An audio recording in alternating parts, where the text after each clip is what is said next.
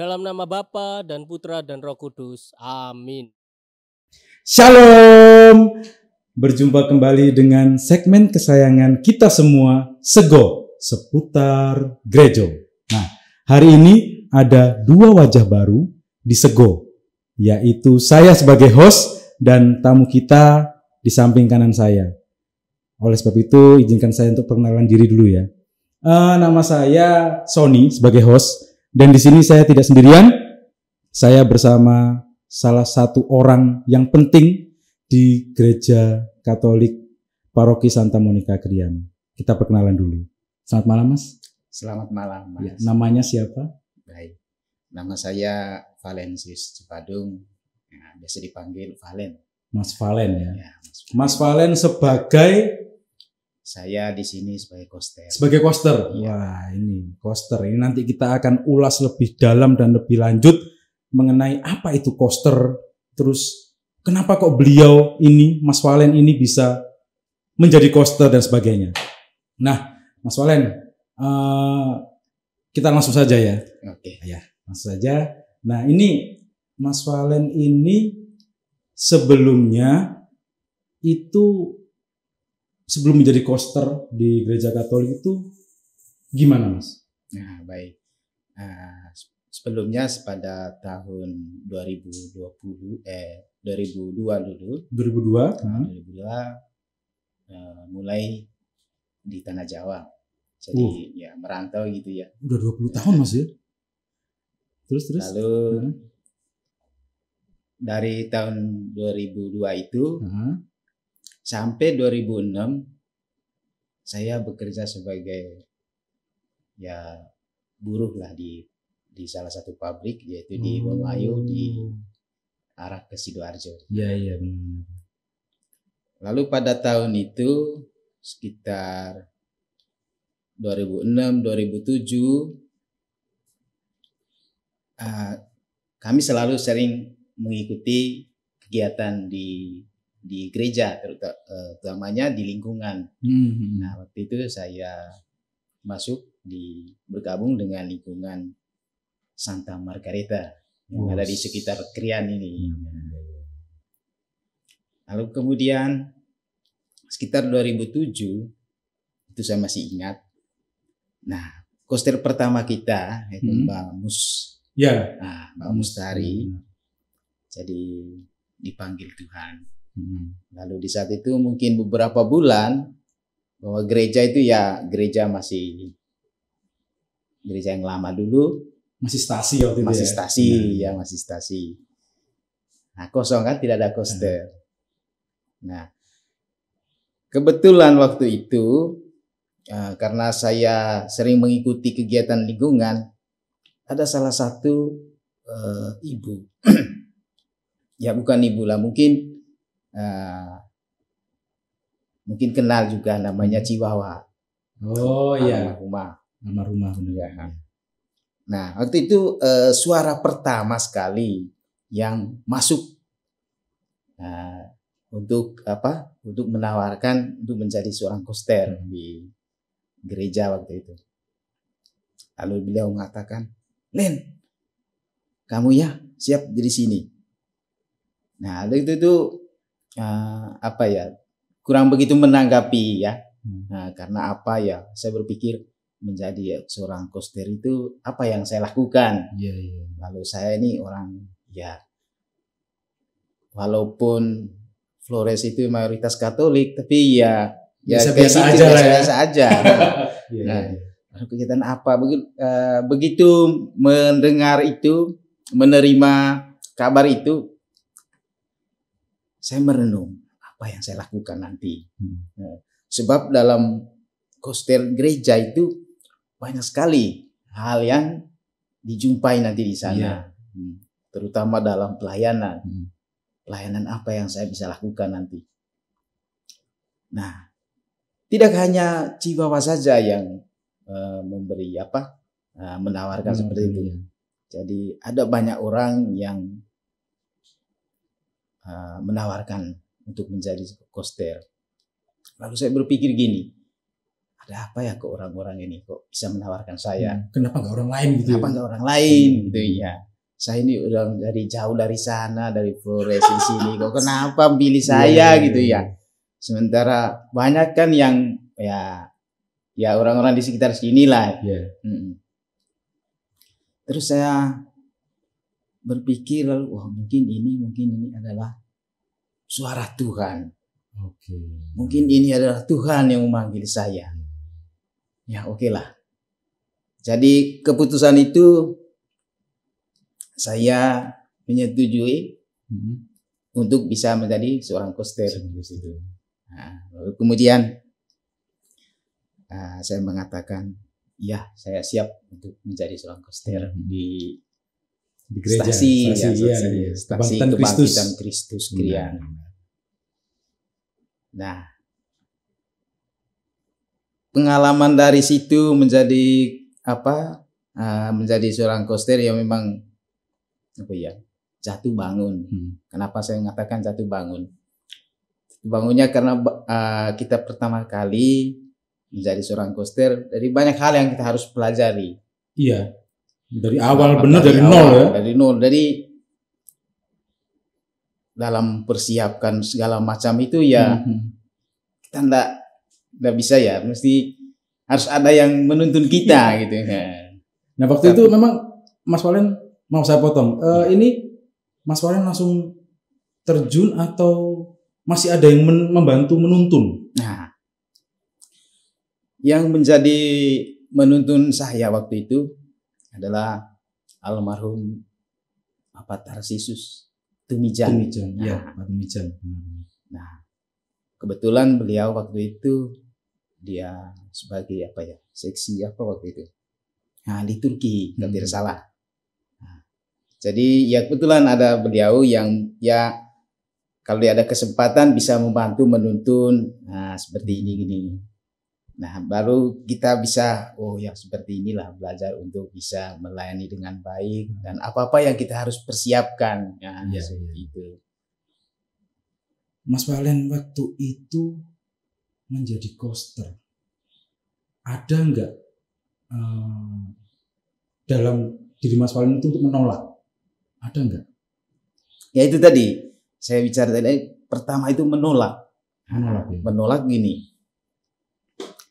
Setelah menerima tawaran itu dengan waktu itu terus terang memang waktu itu dikasih tahu bahwa upah sekian. Waktu itu kalau tidak salah ya 300.000. Zaman segitu ya, tahun 2007-an lah ya. Ya. Jadi saya waduh, bagi saya ya waktu itu, apalagi saya sudah berkeluarga, punya anak, dengan pendapatan seperti itu, apa mungkin bisa gitu ya, bisa. Tetapi dalam penolakan itu mungkin semakin untuk ada rasa untuk mendukung, ayo terimalah itu. Nah, terimalah itu mungkin itu anugerah. Itu pikiran saya, mungkin ini anugerah dari Tuhan. Lalu ada niat untuk terima padanya. Mungkin ini anugerah dari Tuhan ya gitu. Waktu itu sudah berkeluarga Mas ya? Sudah berkeluarga. Jadi saya nikah di sini dulu pada tahun 2005. 2005. Dari koster waktu itu masih ada Pak Mus ya. Ada. Terus gini Mas Walen. Ini juga untuk teman-teman yang lihat podcast Sego ini. Nah, pelayanan sebagai seorang koster itu tugasnya apa aja Mas Walen? Ya, selama ini yang saya lakukan, yang pertama tentunya kita mempersiapkan untuk dalam perayaan Ekaristi. Ya, waktu itu masih hari Minggu aja ya? Hari Minggu aja waktu itu. Jadi waktu menyiapkan dalam perayaan Ekaristi itu menyiapkan apa yang dibutuhkan Romo pada waktu perayaan Ekaristi. Jadi misalnya kita harus menata taplak altar dan sebagainya, rapikan, lalu meletakkan alat-alat yang diperlukan, misalnya piala, siburi dan lain sebagainya. Nah, itu lalu kemudian kita ya merawat peralatan gereja. Ya. Nah, kita harus sendiri merawatkan, dan juga kita membersihkan gereja. Di saat mau perayaan Ekaristi, sebelumnya kita harus dibersihkan dulu, persiapan semua dulu. Gitu. Iya. Nah, Mas Walen, ini selama 20 tahun di Jawa, kurang lebih juga 15 tahunan lebih ya menjadi seorang koster. Iya. Ada nggak suka dukanya sebagai seorang koster itu apa, Mas? Ya, ada memang suka dukanya. Jadi sukanya gini, kalau saya pribadi, begitu ada memberikan komentar dan lain sebagainya, itu memang saya merasa bahagia. Misalnya kita lupa mempersiapkan apa, atau kita salah meletakkan apa dan lain sebagainya, atau ada yang komentar saja pekerjaan kita gitu kan.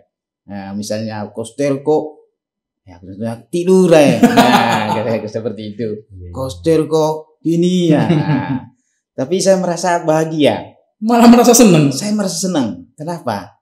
Ada orang yang memperhatikan kita. Itulah berpikir positif. Nah, gitu. Ada orang yang memperhatikan kita. Artinya memberi semangat lagi untuk kita. Ini saya harus perbaiki ini nanti. Saya semangat. Nah, banyak umat memperhatikan akhirnya. Banyak umat memperhatikan. Nah, kalau bicara dukanya, saya itu sering, ya itu tadi, lupa. Ya banyak hal mungkin yang saya lakukan terus lupa untuk katakanlah hosti. Lalu tiba-tiba di tengah misa mau konsekrasi persembahan itu tadi, romonya lari ke belakang mencari hosti. Itu yang saya pernah terjadi ya? Iya, sering terjadi. Saya merasa aduh, gimana di situ saat saya mengikuti misa itu merenungkan itu, kenapa saya bisa, ada apa gitu lah ya, ada apa. Jadi sedih rasanya. Kok romonya bisa lari kemana-mana, bahkan orang lain bisa lari ke belakang, ke sakristi. Saya merasa kurang enak gitu ya. Nah, kalau seorang romo lari ke belakang dulu untuk mencari apa yang dibutuhkan ya itu. Ya, di situlah Mas. Itu yang saya alami seperti itu. Ngeri ya, berarti saya menangkap hal yang baik di sini. Jadi ada hal positif di tengah kritikan dan mungkin kalau kita boleh bilang itu serangan negatif dari banyak orang. Mas tadi mengatakan bahwa ya berarti saya diperhatikan. Nah, sampai seperti itu. Dan sampai sejauh ini, sampai saat ini, Mas Walen sendiri pernah nggak merasakan kebahagiaan luar biasa atau juga sampai mengalami mujizat Tuhan sampai seperti itu? Pernah nggak Mas? Kalau mujizat itu, maaf, saya gini ceritanya. Kalau mujizat itu memang nyata dalam kehidupan manusia. Kalau kita mendengar bahwa Yesus ditolak di daerahnya, di daerah asalnya, setuju. Bahwa di sana itu Tuhan Yesus tidak membuat mujizat di sana, karena Tuhan Yesus melihat bahwa tidak ada iman yang ada di situ, harapan, kepercayaan tidak ada. Nah, saya rasa mujizat itu nyata dalam kehidupan kita. Contohnya kalau kita mengikuti perayaan Ekaristi, itu sudah mujizat luar biasa. Di saat Romo mengkonsekril hosti dan anggur itu sudah menjadi mujizat yang luar biasa dalam kehidupan kita, bahwa kita boleh terima, kita yang tadinya kita lupa dan lain sebagainya, tetapi Tuhan masih mengizinkan. Inilah ini. Nah, mujizat itu yang seperti itu Mas. Jadi mujizat itu menurut saya ya selalu ada dalam kehidupan kita. Amin. Teman-teman, saya pun merinding hari ini. Rasanya seperti ini. Saya sendiri sebagai seorang Katolik mengikuti misa ya masih ada bolong-bolongnya. Sedangkan Mas Walen ini pun nampak bahwa beliau ini dengan sukacita melayani Tuhan lewat pelayanan di gereja sebagai seorang koster.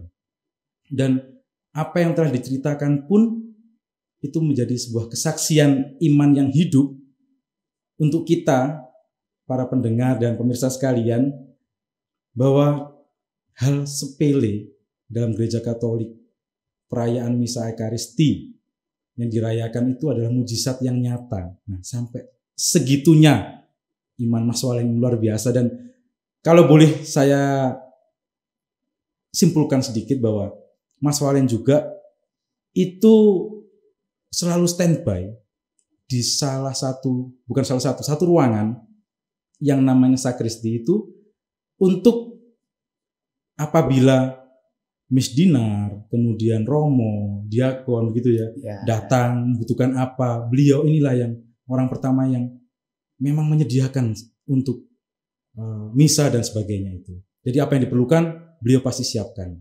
Dan pastinya beliau ini misa setiap hari. Itu sungguh luar biasa, dan semoga itu sebagai contoh dan teladan untuk kita semua. Nah, Mas Walen luar biasa. Dan gimana ya, saya sendiri juga merasa bahwa iya, memang hal simpel itu pun yang kita rayakan mungkin setiap hari Minggu atau setiap hari itu nggak kita sadari. Mas Walen ini kan sudah menjadi koster sejak Gereja Katolik di Krian ini sebagai stasi, kuasi paroki sampai paroki.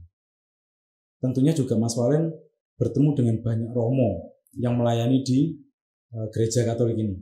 Nah, ada enggak cara atau pelayanan khusus untuk romo-romo ini? Kan masing-masing kan ada yang biasanya enggak minta sih, maksudnya ada yang romonya tegas, harus gini, harus ada ini dan sebagainya. Ada enggak seperti itu? Atau gimana maksudnya? Ya, memang romo tadi itu ada yang tegas dan ada yang mintanya gini, tetapi hal seperti itu saya lakukan ya biasa-biasa saja. Karena bagaimanapun ya kita melayani permintaan apa ya kita harus melayani dengan ya suka hati kan. Jadi ya misalnya ada romo dulu yang katanya mereka cerita itu romo itu apa kalau Jawa bilang kereng. Iya.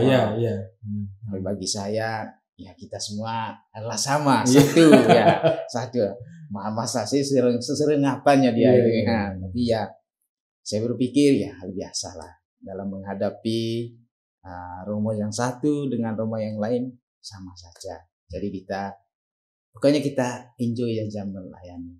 Dan kita harus memang satu dari kita sendiri untuk bisa mempelajari sifat dari romo, dari sekian romo ini. Iya, romo memang manusia juga kan. Jadi ada kerasnya dan lembutnya dan sebagainya. Ya kita harus mempelajari. Misalnya romo mau sukanya apa, seperti gimana. Ya kita harus pelan-pelan mengikuti caranya.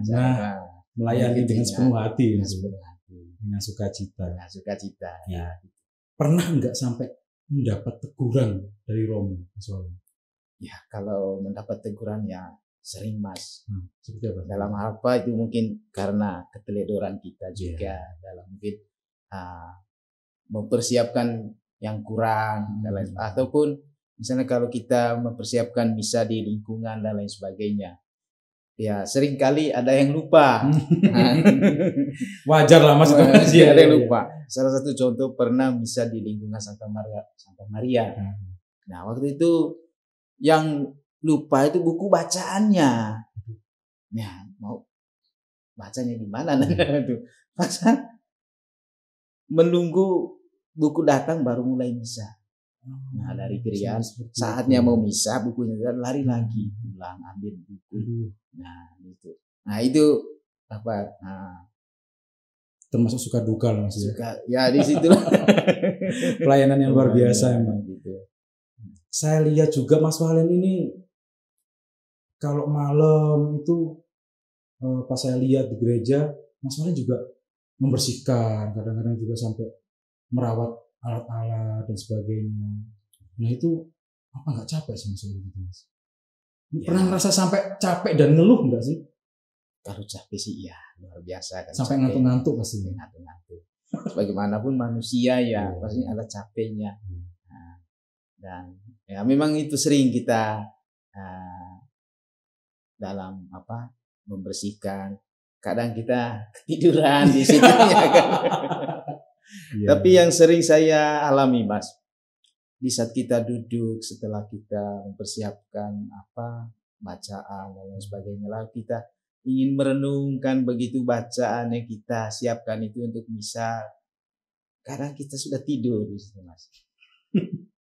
Ya sering kita sambil duduk gini, tak taunya kalau kita sore jam 10, malam jam 10, tak taunya sudah subuh Mas. Saya mengalami seperti itu. Saya juga kurang tahu. Tapi yang menjadi pikiran bagi saya, yang menjadi kenapa kok bisa saya seperti itu dengan rentang waktu yang cukup lama ya, dari jam 10 sampai subuh itu sekian itu. Bahkan saya tidak mengalami kalau orang bilang sakit dan lain sebagainya mungkin. Tapi ya biasa saja bagi saya. Saya merasakan ini luar biasa ya. Ya, itu yang saya alami Mas. Jadi mungkin saya berpikir ini biasa saja karena mungkin kita capek dan sebagainya. Nah, tapi pernah sampai sakit enggak? Sampai sakit karena mungkin kecapean dan sebagainya itu pernah? Ya memang sering ada sakit, kadang batuk pilek mungkin karena banyak udara yang kita hirup atau debu itu.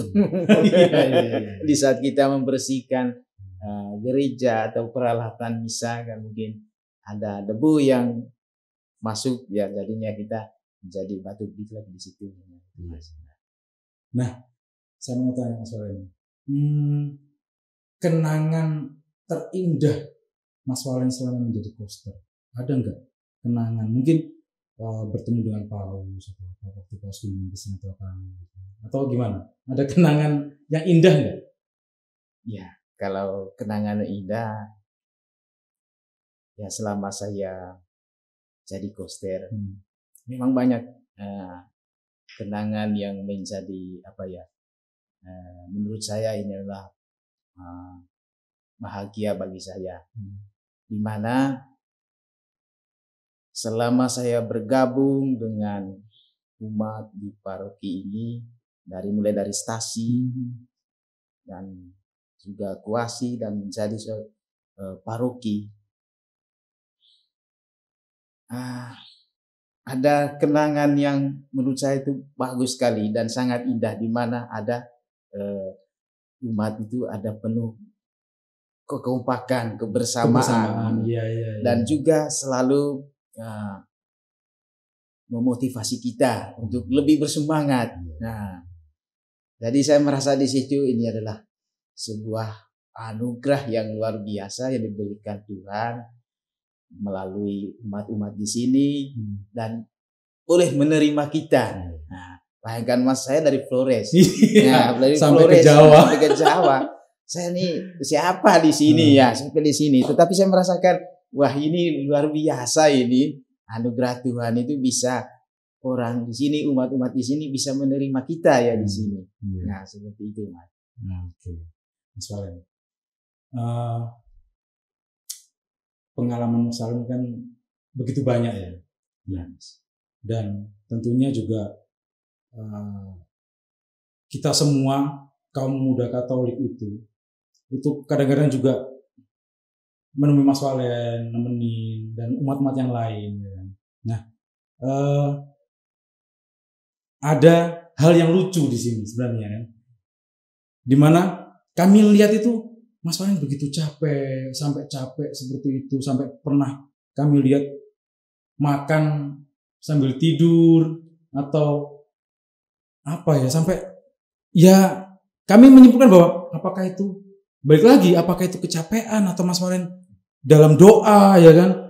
Apalagi sekarang ada Katolik, lihat HP, tidur dan sebagainya. Bukan tidur, merem. Nah, seperti itu. Itu gimana Mas Walin? Apakah karena kecapean kah? Sekali lagi saya tanya, apakah atau yang karena yang lain gitu? Gimana Mas Walin? Ya mungkin faktor utama kecapean Mas. Sampai malam-malam gitu ya. Ya kadang kalau misalnya sudah menjadi paroki ini memang kegiatannya kan lebih banyak, lebih dari berbagai kategorial pun menjadi satu dari kegiatan. Itu kan lebih banyak tugas-tugas kita yang harus kita lakukan. Nah terutama misalnya kalau sekarang menjadi paroki misalnya lebih banyak lagi. Ya sekarang lebih banyak lagi. Berarti itu tenaga kita lebih ekstra lagi untuk mempersiapkan. Ya karena di situ kita capek. Tetapi ya saya menerima ya penuh dengan sukacita saja itu ya. Luar biasa sekali. Itu kalau capek pun memang capek, tapi ya mulai lagi santai dengan penuh sukacita menerima pekerjaan yang diberikan Tuhan. Itu suatu kebanggaan bagi saya Mas. Walaupun mungkin ya teman-teman atau mungkin Mas Sony sering melihat saya sambil ketiduran sudah karena kecapean saja Mas. Iya Mas Walin. Saya mau tanya, ini sebagai seorang pastor, pelayan juga di gereja, ada enggak pesan dan kesan? Mungkin kebanyakan lebih pada pesan ya untuk umat semuanya. Ya, adakah mungkin pada kesempatan ini Mas Walin ingin menyampaikan kepada umat, khususnya gereja Katolik, jangan menaruh tisu di bangku, seperti itu, atau buanglah sampah pada tempatnya, atau juga buatlah jadwal untuk membantu saya bersih-bersih. Nah, seperti itu. Silakan Mas Walin. Kesempatan ya Mas. Iya, terima kasih Mas. Nah, mungkin yang pertama untuk teman-teman kita OMK. Nah, ini teman-teman OMK.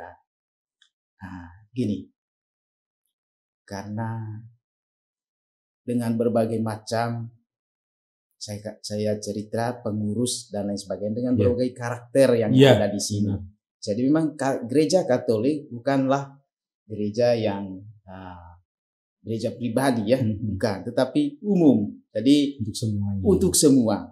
Nah, pesan-pesan untuk teman OMK itu ya walaupun mungkin kita sering mendapat kritikan dan lain sebagainya, itu hal yang biasa. Jadi ya kita menanggapi dengan hal yang positif saja. Dengan hal yang positif dan bisa santai. Karena apa? Mungkin gini teman-teman, di saat kita mendapat kritikan dari berbagai unsur di sini di dalam gereja Katolik, itu merupakan suatu pembelajaran bagi kita untuk ke depan. Nah, itu satu proses. Nah, suatu proses kita untuk bahwa nanti kita lah penerusnya gereja. Nah, sehingga apapun bentuk yang diberikan oleh pengurus atau kritikan apapun yang diberikan oleh pengurus terhadap kita terima dengan. Jangan mengambil kok gini Rek. Enggak ada sifat batu. Lalu kemudian apa istilahnya? Mutung. Iya. Ngambek ya, marah. Kalau saya itu saya kecewa kalau seperti itu Mas. Jadi, apalagi kaum muda Mas, janganlah. Tumbuhlah semangat yang luar biasa yang power ya. Dengan menerima dengan positif saja gitu ya. Jadi jangan memikirkan untuk memang kita berpikir untuk maju kita, tetapi ada sedikit mungkin yang diberikan itu dengan ada kritikan yang menyangkut dengan terus terang aja mungkin dengan keuangan atau dengan lain sebagainya kan ya. Tetapi alangkah baiknya kita terima saja. Ya, wajarlah seperti orang tua mendidik anaknya. Ya seperti itu saja. Ini hati-hati berarti teman-teman OMK ya. Anda bercerita kelihatan Mas Walin tidur atau pegang rokok atau apa, telinganya tetap terbuka sampai hati. Jangan macam-macam ya. Mungkin ada lagi untuk yang lain, untuk umum atau untuk yang umat semuanya. Kalau untuk terutama juga begini, ya, untuk para pengurus di gereja Katolik. Pengurus itu memang sebagai wakil dari umat, Harapannya dalam suatu komunitas, dalam satu gereja Katolik itu jangan ada kelompok. Ya. Pesan mendalam. Jangan ada kelompok. Karena dengan adanya kelompok itu adanya satu perbedaan, lalu ada satu permusuhan, perpecahan. Disitulah masuknya yang mempengaruhi pikiran kita, akhirnya mengelompokkan orang lain dan lain sebagainya. Sebenarnya kita harus pegang pada gereja perdana, bahwa mereka itu satu hati, bertekun, berdoa. Kalau kemarin kita sudah merayakan Pentakosta, bahwa Pentakosta itu, ya sedikit saya menerima itu, saya mendengar itu lahirnya gereja, di mana para rasul bersama Bunda Maria mereka satu hati, berdoa, bertekun untuk menerima Roh Kudus itu. Nah, itu pun Roh Kudus itu kita sudah terima semua. Jadi jangan ada perbedaan, jangan ada kelompok-kelompok. Ya mari kita satu hati untuk bisa melayani dengan sepenuh hati. Jadi jangan ada karena kalau kita mengelompokkan akhirnya ada istilahnya batas-batas terhadap yang lain untuk memuji Tuhan, untuk bersatu dengan Tuhan itu, ya. Karena itu tadi itu bukan sifatnya gereja Katolik untuk luar biasa. Jadi harapannya ya satu hati lah, guyup. Kalau orang bilang mengatakan guyup, rukun, penuh apa dan lain sebagainya di situ, sesuai dengan apa yang dicita-citakan oleh Ardas ini, Ardas Keuskupan Surabaya. Itu luar biasa sebenarnya. Iya. Bapak Ibu dan teman-teman, saya tuh seperti di sini tuh saya tidak berbicara atau bincang-bincang dengan seorang koster. Saya bincang-bincang dengan seorang pastor. Bayangkan auranya, apa yang disampaikan itu sebagai teladan atau sebagai teguran untuk kita, itu layaknya seorang imam yang memperhatikan umatnya. Nah, itulah luar biasanya Mas Valen sebagai seorang koster. Dan Bapak Ibu dan saudara-saudari sekalian, Sobat Sego, nah kita yang di gereja Katolik dimanapun Anda berada, khususnya di paroki Santa Monica Krian ini, kita datang melihat gereja kita bagus, melihat perayaan itu tanpa ada yang kurang dan sebagainya. Itu selain dari Tuhan dan Roh Kudus yang bekerja dan berkarya, ada sosok yang nyata, yaitu Mas Valen sebagai seorang koster yang mempersiapkan semuanya, termasuk kebersihan gereja dan sebagainya. Nah, maka saya dan Mas Valen pun juga mengajak kita semua untuk mari sebisa mungkin kita menjaga persatuan dalam gereja. Tentunya itu tadi yang disampaikan Mas Valen ya, supaya tidak ada tembok-tembok pembatas. Nah, itu seperti yang disampaikan juga bahwa para rasul dan Bunda Maria pun sudah memberikan teladan di mana mereka berkumpul menerima Roh Kudus dan mereka berkarya di mana saja mereka berada. Begitu Mas Valen. Mantap sekali dan luar biasa. Saya pun tersentuh hari ini. Oke Mas Valen, terima kasih banyak atas kesempatan yang indah ini. Saya pun boleh bertemu dengan Mas Valen, boleh berbagi untuk teman-teman dan semua yang menyaksikan ini.